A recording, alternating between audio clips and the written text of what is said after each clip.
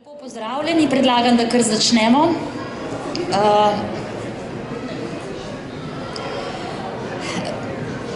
Na tem odru to jutro predstavljamo delo dr. Marjana Horvata, Transhistorična deliberacija in izzivi 21. stoletja, podnaslovljena študija Slovenci kot študija primera. Moje ime je Ksenija Vidmar Horvat, sem raziskovalna kolegica kolege Marjana Horvata in bom danes vodila pogovor.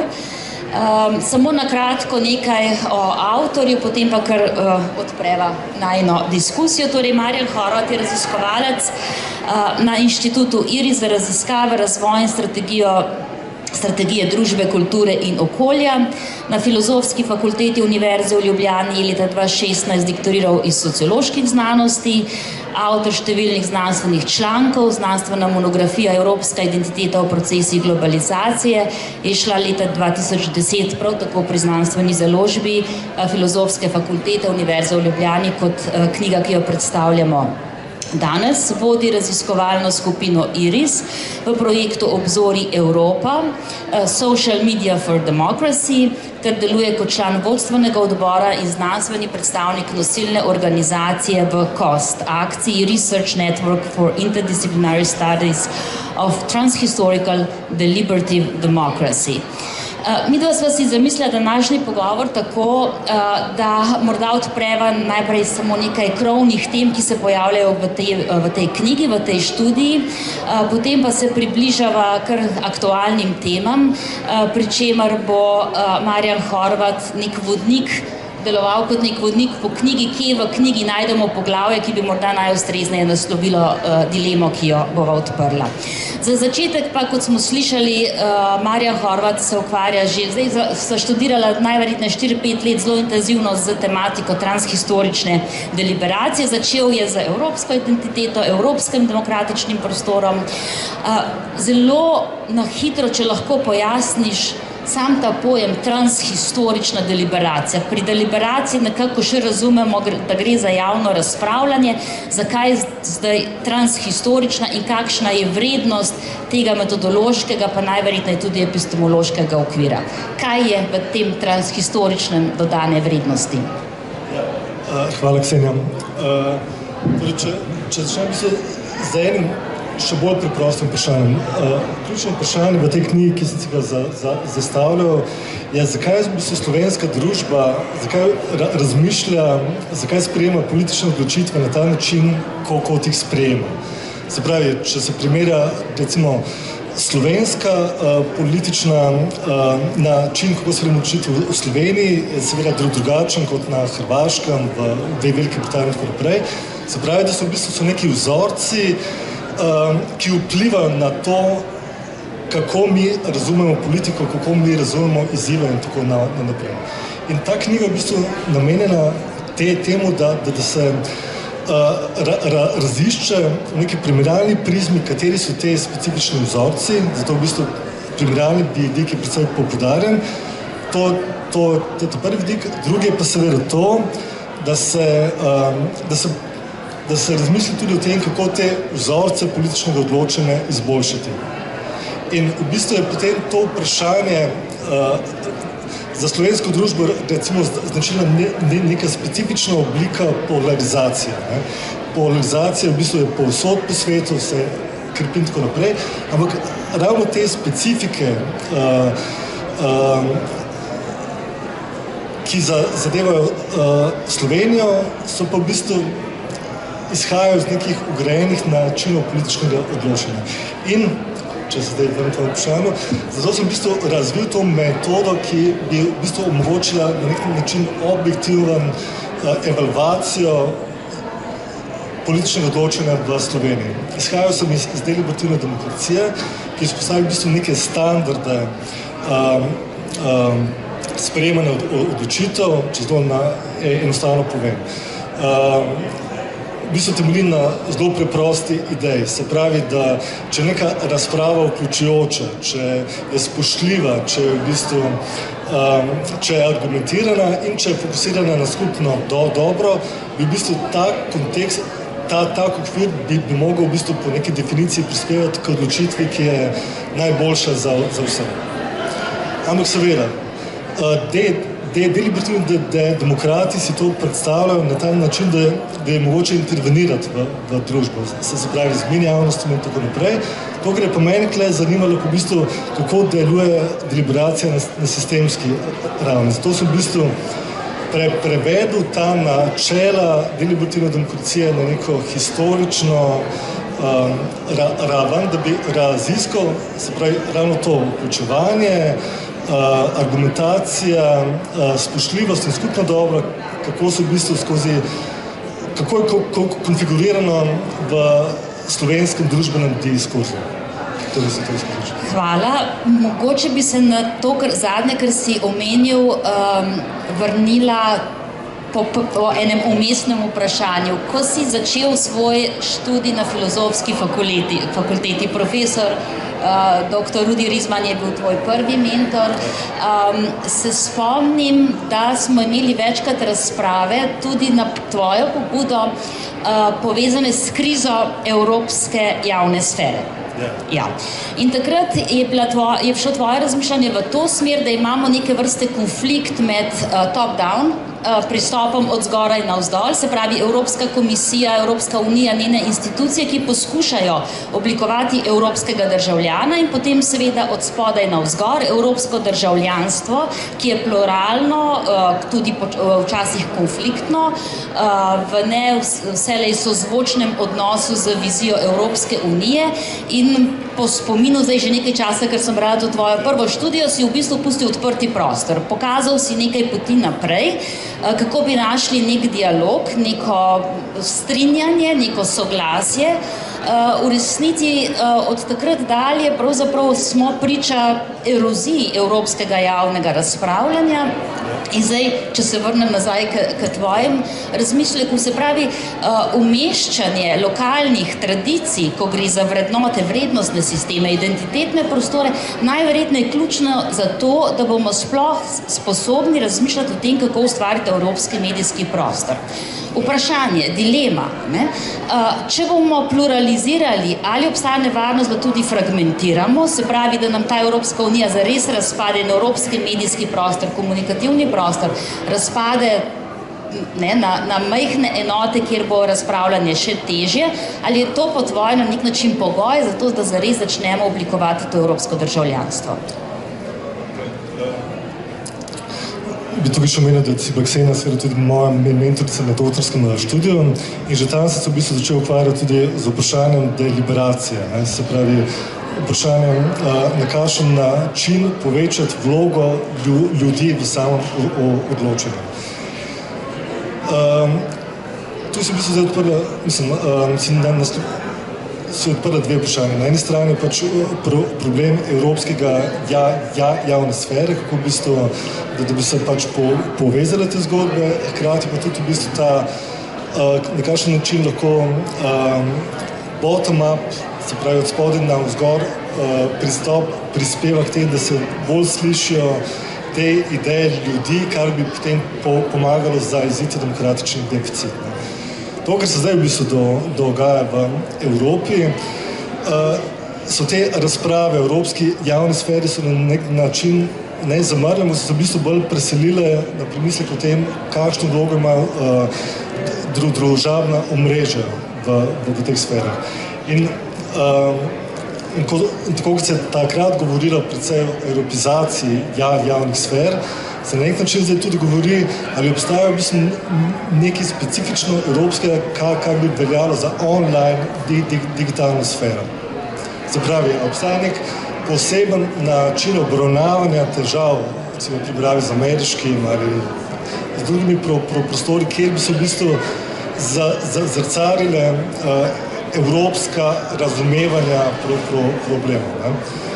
In iz teoretičnega vidika je pa to v bistvu zelo težko ujemljivo, ker v bistvu, ko govorimo o klasični javni sferi, to seveda izhaja iz Habermasa, izhaja iz vseh teh teoretikov, ki so opredelili v bistvu javno sfero s funkcijami, kot recimo epistemska, se pravi, da se vključuje neko znanje, da producira javno mnenje, seveda tudi deliberacija in tako naprej. Potem, ko v spletni javni sferi pa je v bistvu fokus predvsem na vprašanju kakovosti deliberacije. In tudi Habermas po svoji zadnji knjigi, se pravi nova strukturne spremembe javne sfere, v bistvu ugotovil, da v bistvu teh normativnih standardov ni več mogoče aplicirati na sodobne javne sfere. Ampak da v bistvu to, kar je pa še mogoče analizirati, je pa vprašanje deliberacije.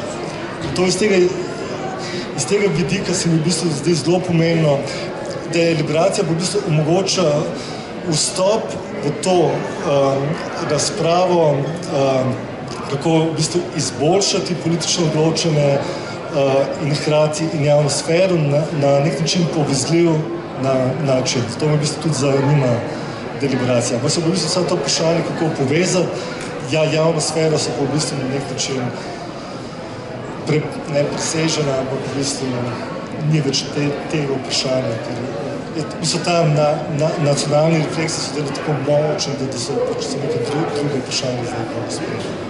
So varnostne tako.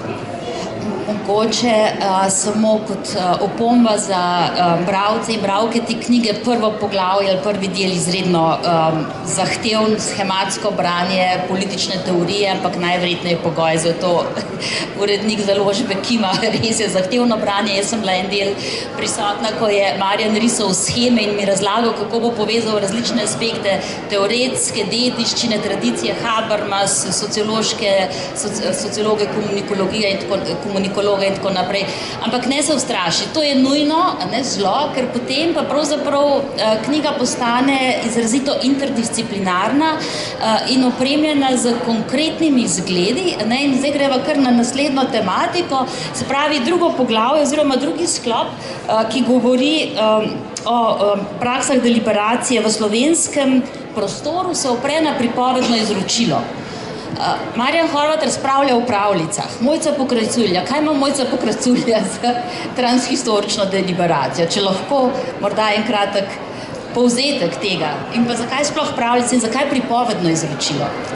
Mislim, po eni strani, tako jaz kot ti ima tudi ta background iz prebrane književnosti. Se pravi, mislim, da ima... Ker ni, upam, zlo, je dodana vrednost v tvoji knjigi zagotovo, ja. Ja, jaz mislim, da ti da v bistvu to ti nekako razširi v bistvu razumevanje tudi političnih procesov s tem, da se bolj poglobiš, kako ljudje v nekom vsakodnevnem življenju funkcionirajo. To v bistvu literatura ti lahko da zelo pomembno vidi z tega vidika. Zakaj pravljice? Pravljice pa zato, ko sem razmišljal, kako v bistvu pričeti to analizo specifičnih oblik deliberacije, ki je značilna za Slovenijo, se mi zdi v bistvu, da so pravljice v bistvu zelo smiselno izhodišče, ker v bistvu v pravljicah se na neki protopolitični ravni se že izražajo te ključne vrednote, kaj je pravično, kaj je zaslužena kazen, kaj je vključevanje, kako sodelovati. Vse te ideje so v bistvu že tam prisotne. In v bistvu v teh dveh poglavjih, kjer v bistvu govorimo o pravljicah, se to zmeraj postavilo v primerjalno prizmo. Se pravi, če šlo recimo za Mojco Pokrajculjo, sem poiskal še verzije iz tujine. In potem v bistvu se da pogledati, ko primerjaš te konfiguracije, se pravi, kako je recimo pravljica Rokavička. Ne bom zdaj obnavljal, jaz upam, da vsi, ki imamo otroke, mislim, da to poznamo. Je v bistvu način, kako se sprejema drugače misleče, kdo v bistvu lahko prispeva k skupnemu dobremu, je v bistvu neka univerzalna matrica, ampak v različnih skupnostih so pa zelo pomembni odtenki. Se pravi, recimo v ukrajinski pravljici Rokavička, recimo dedek izgubi Rokavičko, potem se vanjo naselijo živali in potem ta miška in potem vse ostale sprejemajo te živali s takim ti, kar pridi, če dovolj prostora lahko priješ še ti. Recimo pri Mojci Pokrajculji je pa tako, da pogojuje to sprejemanje, vključevanje z nekim zaslugami, z delom. Se pravi, to so v bistvu ti odtenki, ki so me zanimali pač v pravljicah. In potem sem izbral več teh pravljic, da si potem lahko primerjal te kar imenujem kognitivne matrice. To je zapleten koncept kognitivne matrice, ki ga razložiš zelo v podrobnosti, ampak se mi zdi, da je vendarle ključen. Zdaj, da se bomo razumeli, Mojca Pokrajculja ni kriva za to, da naša družba postaja bolj nestrpna in bolj razdeljena, ali pač? Vsi smo brali te pravljice, ampak vendarle v to diskusijo sva midva imela že takrat, nekaterih se te vrednostni sistemi primejo, vrednote ohranijo, nekje pa jih mirno preskočimo. V bistvu je zelo simptomatično, da v bistvu, recimo te sodobne pravljičarke, pač najbolj znane Svetlana Makarovič in Anja Štefan, se vračajo k tej zgodbi Mojce Pokrajculje, v bistvu varirajo. Recimo v pravljici pod Medvedovim dežnikom je v bistvu precej bolj prisoten od Svetlane Makarovič, bolj prisoten ta ukrajinski motiv rokavičke. Seveda tukaj tudi lisica, ki je zlobna in na koncu ostane sama in žalostna in tako naprej, ampak v bistvu tukaj medved pa sprejema pod svoj dežnik vse te živali. Se pravi, da so v bistvu sodobne pravljičarke in na nasprotno literatura se zaveda, kako močno v bistvu vpliva ta kanonizirana literatura, ki jo pač sprejemamo skozi socializacijo, gre za pravljice, vse te stvari. Zdaj mislim, da je intuitivno ugotovijo, na kakšen način se perpetuirajo te vzorci razmišljanja. In potem na ta način skušaš tudi razmišljati, v tem primeru že pri majhnih otrokih, kako potem to spremeniti. In mislim, na nek način je zelo podobno tudi cilj te knjige. Če razumeš, kako so te matrice političnega odločanja vgrajene v slovensko družbo, in tukaj v bistvu obravnavam zelo različne tematike, potem znaš v bistvu zelo targetirano predvideti, kakšno spremembo bo povzročila neka intervencija v te obstoječe konfiguracije. In to je v bistvu cilj te knjige, da se to analizira in potem se tudi ponudi neke rešitve. Da bova zelo jasna, to, kar se zdaj izpostavil, študija Marjana Horvata je analitična, ni preskriptivna, ne daješ priporočili navodil, kako pisati pravljice, da bo družba postala tolerantna, strpna, odprta, pravična, ampak dejansko bereš pravljice na nek način kot simptomatiko, te genealogije, kognitivne matrice, zdaj že jaz kompliciram, ampak na kakšen način se skozi desetletja, zdaj se mi tukaj zelo pomembno, da postavljaš te pomene tudi v konkretne politične in družbene kontekste, primerjalno socializem, pa 19. stoletje in tako naprej. Zdaj bi te pa vprašala obratno. Zastavila vprašanje, v današnjem času obstaja konsenz, da imamo krizo javnega deliberiranja, da je to povezano z polarizacijo, z nasprotnim razumevanjem morda skupnih vrednot, ki jim pripisujemo različne pomene. V literaturi jaz sama zaznavam tudi neke tendence, da bi se to polarizacijo povezalo z željo po preproščenju resnic, črno-belih, v resnic, kot jih dostikrat najdemo zapisane v pravljicah. Govorimo o neki infantilizaciji državljanstva, državljani, ki si želijo zares zelo preprostega upravljanja z kompleksnostmi vsakdanjega življenja. Se pravi, če narediva en korak v nasprotno smer, kje bi bilo tukaj stičišče med to željo po preprosti ali pa vse bolj preprosti javni razpravi in pravljičnim svetom, ki je fiktiven. Ne vem, če sem prav dobro formulirala vprašanje, ampak vendarle imamo dva fantazijska svetova, ki se nekje zelo približujeta drug drugemu. Svet odraslih, svet mladih državljanov, tih nenazadnje bralce pravljic obravnavaš kot prototip državljanov. Iz te perspektive, kot se zdaj omenila, se seveda polarizacija. To, kar se zdaj dogaja v javni sferi, tudi v bistvu na spletnih omrežjih. V bistvu so te odmevne komore, ker v bistvu princip kulturne homofilije, se pravi, da se v bistvu je ta tendenca, da v ljudeh, ko v bistvu se soočajo z nekimi zelo zapletenimi temami, da v bistvu pristopajo k ljudem, za katerim se zdi, da mislijo tako, kot bi morali, in v bistvu ne razmišljajo na ta način. Se pravi, na nek način bi lahko rekli, da je ta svet postal tako kompleksen, da se išče neke bolj preproste načine razumevanja. To je v bistvu bila zmeri tendenca. Včasih je bilo tako, da so v bistvu te nacionalne koordinate, neke kategorije, da so dale dovolj opore, da se osmisli politične sfere. Zdaj pa tako vse prepleteno, da se ljudje zatekajo nekim drugim vzorcem, ki bi jim omogočili razumevanje teh kompleksnih procesov. V bistvu polarizacija, mislim, da je en izmed rezultatov tega. Hvala. Zdaj pa bi te vseeno vprašala za tvoje terapevtsko priporočilo. Naprimer, če se poskušamo kot sociologi, politologi, zgodovinarji, filozofi, filozofinje, komparativisti spopasti z dilemo krize javne sfere v slovenskem prostoru. Kakšno bi bilo tvoje priporočilo, ko gre za transhistorični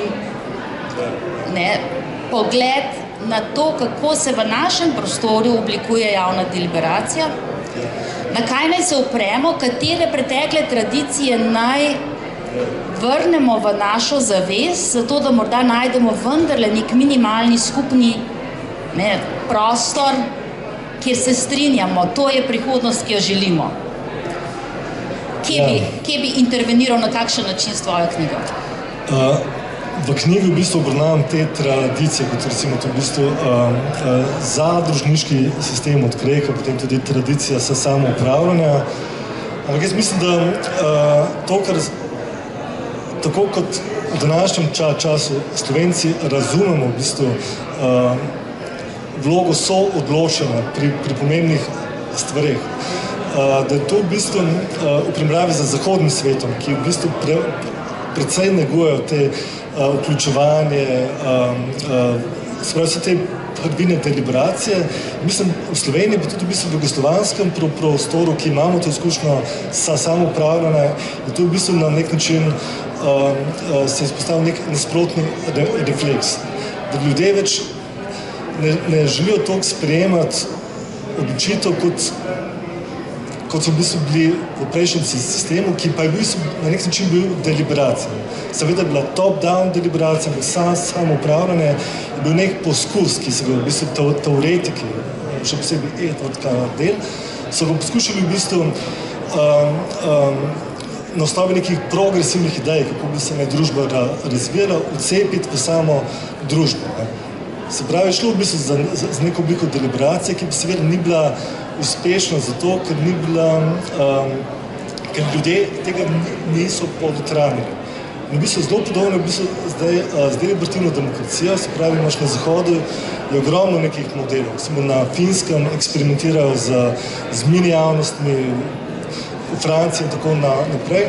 Medtem ko v Sloveniji, o tem pišete v knjigi, je bil samo en primer, da se poskušali vzpostaviti to državljansko skupščino, da bi v sodelovanju z državljani sprejemali neke odločitve, neke smernice. To bi se ta državljanska pobuda v času vlade Mira Cerarja, ko so pripravili nekaj izhodišča za prihodnost v sodelovanju z državljani.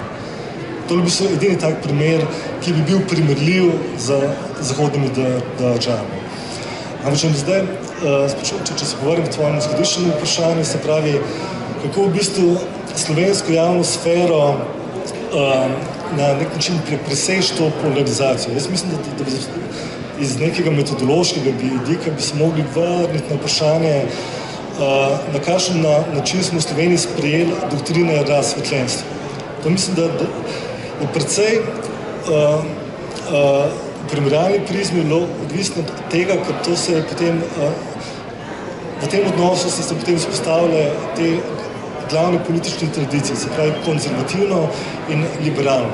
To v bistvu še vedno zaznamuje tudi slovensko polarizacijo oziroma specifike slovenske polarizacije. Se pravi, ta odnos med napredkom, tradicijo, to v bistvu na nek način še ni dovolj razrešen. To se nam kaže v bistvu tudi ne vem, v teh dikotomijah med urbanim, podeželskim, med različno kulturo, med različno umetnostjo in tako naprej. V bistvu vse to je nek spektr, ki bi mogel biti, ne bom rekel povezan, ampak da bi mogel biti spremljiv za obe strani podelnike kulture. Se pravi, ta konzervativno, liberalno, napredno bi mogli v bistvu premisliti znova.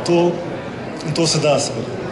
Omenim tudi tale primer Finske, ki so se v bistvu soočali s podobno polarizacijo.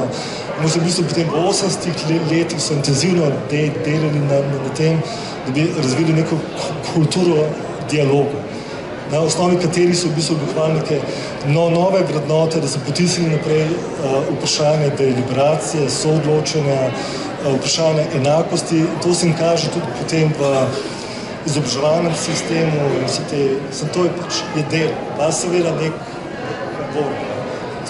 Ja, Finska sem v mnogih pogledih postaja nedosegljiv ideal, ko gre za liberalno demokracijo, izobraževanje in tako naprej, ampak vendarle, če te pravilno razumem, upravljanje s spominom najverjetneje in z dediščino ima neko vlogo pri tem. In tukaj smo najverjetneje v Sloveniji zamudili neko priložnost kritičnega soočenja in integriranja zgodovine 20. stoletja v tranziciji. Mogoče skoraj da ne more mimo Trumpa, polarizacija ameriške družbe, glavna tarča oblikovanja nove državljanske identitete so kulturne institucije in brisanje spomina, naprimer strukturnega rasizma, kolonializma, enakosti, vrednot, na katerih je bila zgrajena pač konstitutivna, demokratična Amerika oziroma Združene države Amerike. Zaznavaš, da je to mogoče en pomemben instrument upravljanja tudi s kolektivno zavestjo, se pravi, da vendarle poskušamo prek kulturnih institucij, ki upravljajo s preteklostjo, obnavljati ta spomin. In ne bi se povsem strinjala, da smo izgubili to perspektivo solidarnosti, ker ne nazadnje, sploh med mladimi, se solidarnost čezmejna na področju nekdanje Jugoslavije spet na nek način krepi. Se vprašaš, od kje? Od kje ti viri za pač angažma? Ja, tudi v eni svoji knjigi pišeš o tem, da bi bilo potrebno revitalizirati na nacionalni zgodovini, se pravi, to v tem kontekstu vzhodnoevropskih družb. Se pravi, ko je prišlo do tranzicije, če se zaenkrat ostava pri tem delu Evrope, je prišlo v bistvu do večini teh vzhodnoevropskih držav, do te doktrine šoka na nek način. Se pravi, da se prereže s prejšnjim sistemom, da se vse napori usmeri to, da se poposnema, da se dohiti Zahod in tako naprej. Ampak Slovenija je bila v bistvu tukaj malo drugačna. Mogoče zato, ker je imela neko gradualistično tranzicijo, zato, ker je v bistvu bila ta premisleki o tranziciji so bili izpostavljeni v daljšem obdobju. Se pravi, celotno 80. leta so bila namenjena temu, da se premišljuje, kateri bi lahko bili ti nove vsebine slovenstva. Se pravi, da smo imeli več časa za premislek. In v knjigi potem tudi zato pišem o Sloveniji kot nekim izginjajočem posredniku. Se pravi, med tem prejšnjim sistemom in tem sistemom, ki se šele povraja. Pa ne govorim tukaj samo v bistvu o socializmu in kapitalizmu, ampak tudi v bistvu Slovenija ima pač neko specifično geografsko vlogo, da v bistvu tudi na prepletu različnih teh držav v bistvu je nekakšen most in to se mi zdi, da tudi vpliva v bistvu na naše premisleke o tem, da na nek način ne razumemo svoje identitete tako esencializirano, v bistvu v neki odprtosti. In vse te stvari se mi zdi nekako, da vplivajo na slovensko družbo. V primerjavi z nekaterimi drugimi vzhodnoevropskimi državami, ki so v bistvu bolj zacementirale to kulturno identiteto v bistvu na nekih kako bi rekel, tradicionalnih temeljih. Se pravi, mi smo imeli v bistvu bolj ta liberalen refleks, kar se kaže v bistvu tudi v razumevanju sodobnih geopolitičnih izzivov. če se zdaj vrnem nazaj na tvojo prvo študijo, ki se ukvarja z evropsko identiteto, tam zelo lepo tudi pojasniš, in Slovenija ima problem s kompleksom majhnosti, ki ga imajo tudi druge majhne evropske države, kot naprimer Finska, ampak so ga zelo uspešno prebrodile na način, da se ne vračajo v preteklost, ampak majhnost vzamejo kot nek način spodbudo za to, da upravljajo s prihodnostjo. Pri nas smo kar naprej v tem ciklu revizionizma, zgodovine, kje na katerem koncu teh polarizacij se kdo nahaja, kdo je pravi branitelj domovine, kdo je pravi domoljub, obsesivno ukvarjanje s preteklostjo. Kako bi predlagal navigiranje med tvojo pobudo, da seveda vse skupaj obravnavamo v transhistoričnem kontekstu, hkrati pa seveda je to projekcija za naprej. Ne gre za to, da zdaj obnavljamo preteklost, zato da bi jo zacementirali v nekih jasnih pomenih in zgodovinah, ampak kot kapital za to, da gradimo nekaj naprej. Kje je ta manevrski prostor, če sploh obstaja? Ja, izhodišče je po mojem to, da se pač premisli te politične in kulturne registre, ki so značilne za slovensko družbo. Da se sprašuje tudi v bistvu, kako so zasnovani in kako v bistvu na nek način vplivajo in tudi zamejujejo neko politično imaginacijo, kaj bi lahko postalo slovenstvo. Ker to v bistvu na nek način smo zelo zamejeni s tem, kako razmišljamo o preteklosti, sedanjosti in prihodnosti. Če pa razmišljamo o teh vprašanjih kot posamezniki, družba, če to v nekih novih koordinatah, to, kar jaz ponujam, v bistvu izhodišče deliberativne demokracije. Potem pa se nam lahko odprejo neki novi politični registri, ki pa so lahko bolj usklajeni s temi sodobnimi izzivi. Se pravi, pač prej bo prišlo do vprašanja podnebne krize, se pravi, populizem bo vedno v zraku, so varnostne vprašanja, potem tudi vprašanje umetne inteligence, vpliva umetne inteligence. Če ne bomo iznašli nekih, ampak na osnovi tega, kar že imamo, da ne bomo nadgradili teh političnih registrov, se bomo v bistvu z dneva znova vračali in potem se v bistvu ta polarizacija, ki je že značilna za slovensko družbo, se bo sam na novo konfigurirala. Jaz ne vem, zakaj je bilo to v bistvu na nek način potrebno, če se da v bistvu premisliti iz novih izhodišč, začeli za 21. stoletja, vse ta vprašanja. Vprašanje je v resnici zelo preprosto. Čemu oziroma komu to služi? Koliko imamo še časovno prostora? 10 minut, mislim, da je kolega napovedal, da nas 10 minut v redu. Jaz bi mogoče ne zaključila, ampak skoraj da zaključila z manj prijetnim vprašanjem, kje je vloga intelektualca? Ima še kakšno vlogo? Kdo naj opravi to delo premisleka, pa tudi vodenja ven iz teh zank nenehnega ponavljanja in recikliranja enih in istih zgodb? V slovenskem prostoru imamo še razred, ki bi bil zgodovinski blok, ki bi bil to sposoben speljati, ta projekt? Jaz mislim, da to tudi izhaja iz deliberativne demokracije. To je tudi moja zamisel nekako, da seveda intelektualci lahko postavijo neke nove konfiguracije. Ampak to, če želimo neke spremembe, in to pač izhaja iz deliberativne demokracije, je ključno izobraževanje. Se pravi, če govorimo v neki splošni javnosti in če si zamislimo nek deliberativni dogodek, ki ga recimo organizira recimo v Franciji. V Franciji je bilo vprašanje, kakšni ukrepi bi mogli sprejeti glede podnebnih sprememb. In potem so v bistvu, pa še boljši primer, na Irskem, ki so v bistvu gradili te mini javnosti več let in so odpirali tudi nekatere zelo pereče teme za Irsko. Tudi vprašanje recimo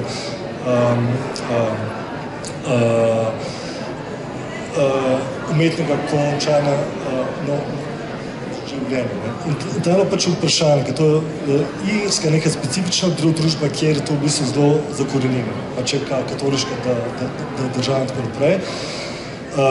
in so pač zbrali 100 ljudi, in so jim dali vse informacije o tem vprašanju, so pro et kontra, in potem so te ljudje debatirali o teh vprašanjih in še mnogih o drugih vprašanjih. Ne. In so na koncu so pripravili neka poročila in tudi sami so se izobrazili v zvezi s tem vprašanjem, ker so razumeli različne vidike vprašanja, se pravi, ne samo kaj eni mislijo, kaj drugi, ampak da so pač razumeli, ne, iz večjih vidikov in rezultat tega je bil potem referendum, na katerem so Irci potem odločili o tem vprašanju in rezultati so znani. To je v bistvu en primer, kako lahko deliberacija. Se pravi to, da Marjan, te lahko prekinem, zato ker mislim, da to kliče po referenci primerjavi s slovenskim prostorom. Pri nas imamo obraten pristop, ne, referendum, zdaj pa nam je obljubljeno, da bomo v naslednjem letu iznašli načine, kako se o tem pogovarjati. Se pravi, post festum, ko so stvari že pregrete, na nek način tudi ustavljene v neke bloke, ki jih bo težko preseči. Je to naš problem, da se odzivamo prepozno, ne proaktivno, ampak zares reaktivno in smo v tem smislu reaktivna, pa tudi rahlo reakcionarna družba. Mislim, da je liberacija v takšnih vprašanjih, ki so, če govorili v zadnjem referendumu, to bi seveda pričakovalo, da je to v družbi na podoben način prepostavljeno, da so pač mogoče morali dejansko organizirati, tako kot so recimo v Franciji ali pa na Nizozemskem, glede takšnih vprašanj, ne neke državljanske skupščine. Zelo podobno vzor, da se pač zbere 100 naključno izbranih ljudi, da se jih opremi z vsemi informacijami in da v bistvu vsi mediji so potem imeli zelo natančno navodilo, kako o tem poročati, kako so potekale te razprave o tej specifični problematiki. To je bil proces, ki je trajal leta in leta za vsako posamezno tematiko. Mogoče bi to lahko bil en izmed načinov, da se o teh v bistvu zelo občutljivih tematikah razpravlja. Vse pa ni za deliberacijo. So nekatere stvari, ki se pričakuje, da jih neka bolj izvršna, operativne oblasti izvedajo, in bo v teh stvareh se pa dalo debatirati na ta način. In seveda to bi tudi prispevalo k bolj poglobljenemu razumevanju drugače mislečih. To je zelo pomembno. Polarizacija najverjetneje zahteva zelo resno pripravljeno soočiti se s pogledom drugega, kar je velik izziv. Ker se približujemo koncu, če ima mogoče še kdo kakšno vprašanje za avtorja, bi ga jaz prevedla, da se sliši. Knjiga je, da vas ne bova prestrašila, izredno berljiva.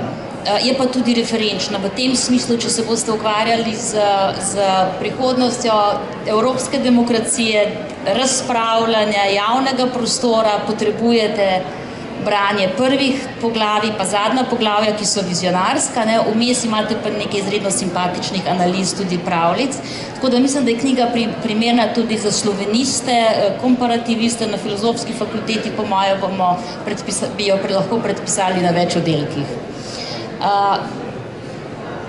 Kakšno še vprašanje? Prosim, kaj pač vam dan kar mikrofon, da bom.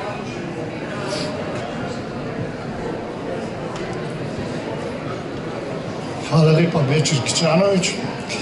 V Sloveniji trenutno na akademski ravni poteka poglobljena razprava o novem razvojnem modelu Slovenije. Ta razprava je inicirana z vsakoletnimi ugotovitvami Urada za makroekonomske analize, ki opozarja na ta epistemološki deficit. Se pravi, urad UMAR opozarja na ta epistemološki deficit na področju razvoja, ki rezultira v tej vedno oziroma čedalje slabši konkurenčnosti Slovenije. Ne gre za pomanjkanje akademskega znanja, ne gre za pomanjkanje znanja v smislu znanstvenih dognanj. Imamo izvrstne znanstvenike, ampak očitno je nekaj vmes, kar poleg demokratičnega deficita povzroča to nazadovanje družbe kot take. Je deliberacija rešitev tudi na tem področju? Jaz mislim, če je cilj deliberacije, da se ljudje seznanjajo, če gre za nek problem z različnimi perspektivami. To je večjemu lahko to dobrodošlo in na nek način lahko tudi je to predstavlja nek most. Mislim, pri deliberaciji se velikokrat se uporablja za to, da se legitimizira določene odločitve. Temu se je potrebno seveda izogniti. V bistvu temu etičnemu vidiku, se pravi, da ljudje razumejo problem iz različnih kotov, to pa se mi zdi, da lahko samo blagodejno prispeva k razumevanju zelo zapletenih težav, s katerimi se sooča slovenska in seveda tudi mnoge druge družbe. Tako da absolutno bi lahko. Hvala lepa. Še kakšno vprašanje? Če ne, bi se jaz potem avtorju zahvalila za tale dialog. Upam, da sva vas prepričala, da je študija še kako vredna branja, tudi nujno čtivo in se veselimo Marjanove naslednje študije. Hvala lepa. Hvala, Ksenija. Hvala vsem, ki ste prišli.